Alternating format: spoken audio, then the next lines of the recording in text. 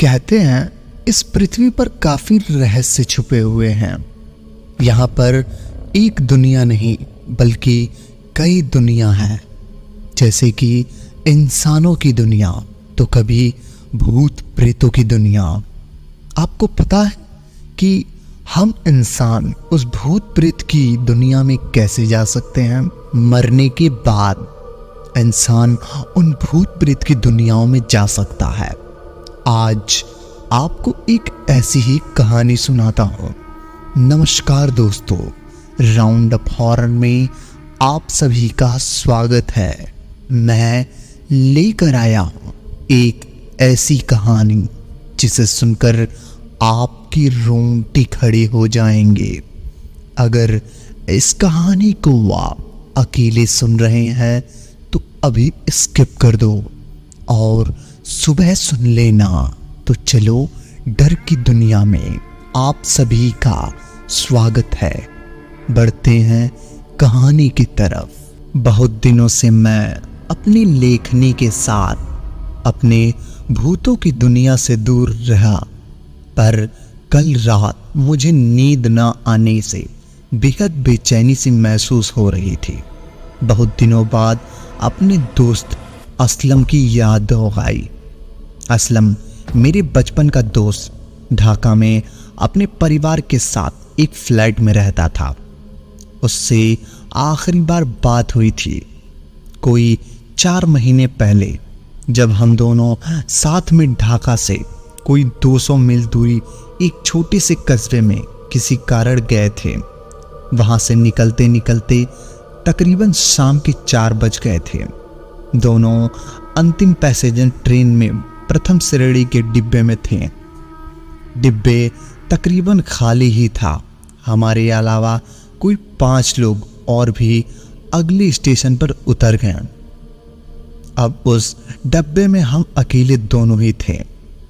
चूंकि train passenger थी और बहुत धीमी, हम बाहर को देखते हुए आपस में इधर उधर बातें कर रहे थे। शाम हो जाने से उजाला काफी कम हो चला था और हमने तब भी लाइट नहीं जलाई थी। बोगी में अंधेरा कुछ ज्यादा ही बढ़ा चला जा रहा था। बहुत देर से असलम चुपचाप बैठा था, किसी सोच में डूबा हुआ। मैं भी अपने विचारों में डूबा हुआ था कि असलम ने एक अजीब सा प्रश्न किया। बैनर्जी दा, आप आत्मा पर विश्वास करते हैं? उसका प्रश्न इतना अचानक था कि मैं बुरी तरह से चौंक गया। उसकी ओर देखा तो उससे बढ़ते हुए अंधेरे उसके मुख एकदम सफेद हो रहा था और वो अपने आप डूबा हुआ था। मैंने कहा, ठीक से बता नहीं सकता हूँ क्योंकि मुझे उनका कभी एहसास नहीं हुआ। फिर वो उसकी सोच में वापस डूब गया। ढाका पहुँचते पहुँचते तकरीबन 11 बज चुके थे और स्टेशन से हम दोनों अलग अलग अपने अपने घर चल दिए थे। उसके बाद मैं अपने काम में इतना मग्न हो गया था कि इस बात को मैं बिल्कुल भूल गया। कोई 3 महीने एक दिन शाम को असलम के अब्बा का फ़ोन आया। वो किसी कारण से बेहद परेशान होकर फ़ोन अजीब से बात कर रहे थे। मैं जो मतलब निकल पाया कि वो मुझे अपने घर पर उसी वक्त आने को कह रहे थे। मैं और उसी वक्त उसके घर के लिए निकल गया। उसका घर कुछ ही दूर था और मुझे कोई रिक्शा न मिलने पर पहुंचने में तकरीबन 1 घंटा लग गया। घर में पहुंचने पर देखा आसपास वाले भीड़ थी, पुलिस भी थी। अंदर असलम की लाश पड़ी थी। उसके गले में पड़ी रस्सी ये साफ साफ था कि उसने खुदकुशी कर ली थी। पुलिस तफ्तीश में जुटी थी और उन्हें असलम के टेबल पर मेरे नाम का पत्र लिखा मिला था जो बंद था और उस पर साफ साफ लिखा था कि वह मेरे अलावा कोई ना खोले, इसीलिए पुलिस ने मुझे मिलना चाहती थी।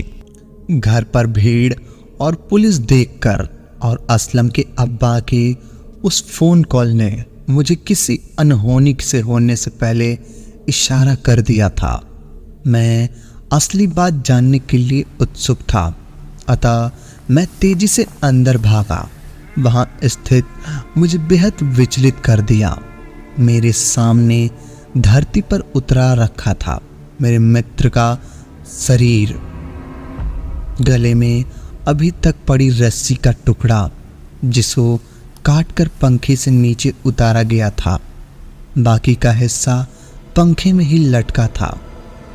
मेरा सिर बुरी तरह से घूमने लगा और मैं अपने पास खड़े पुलिस वाले को पकड़कर लटक गया। थोड़ी देर बाद मुझे होश आया तो मैंने सोफे पर पाया शर्ट पूरी गीली थी, शायद पानी छींटा मारा गया था। मैं उठा तो इंस्पेक्टर ने सीधा अपना सवाल किया कि मैं असलम को कैसे और कब से जानता हूँ, मेरी पिछली मुलाकात कब हुई, क्या बात हुई, क्या उसे किसी बात की परेशानी थी या उसने तुमसे कुछ बताया था। उन्हें सवालों का जवाब देते हुए मुझे याद आया उसका वो बेतुका प्रश्न, आत्मा देखने वाली बात। मैंने पुलिस को बताया। अब वो लोग उस पत्र को लाए आए और खोलकर पढ़ने को कहा। पत्र खोलने ही लगा कि जैसे एक बार फिर उस ट्रेन में पहुंच गया। उसने लिखा था, बनर्जी दा, मैं आपको उस दिन जो कह रहा था और कह नहीं सका, जिसके कारण मैं बहुत परेशान हो रहा था, वो कहानी लिख रहा हूँ।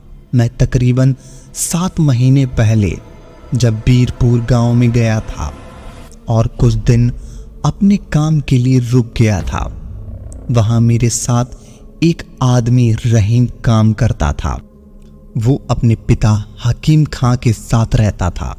एक दिन हमारे ऑफिस से कुछ रकम चोरी हो गई थी और हम रहीम को उसके इल्ज़ाम का बर्खास्त कर दिया था।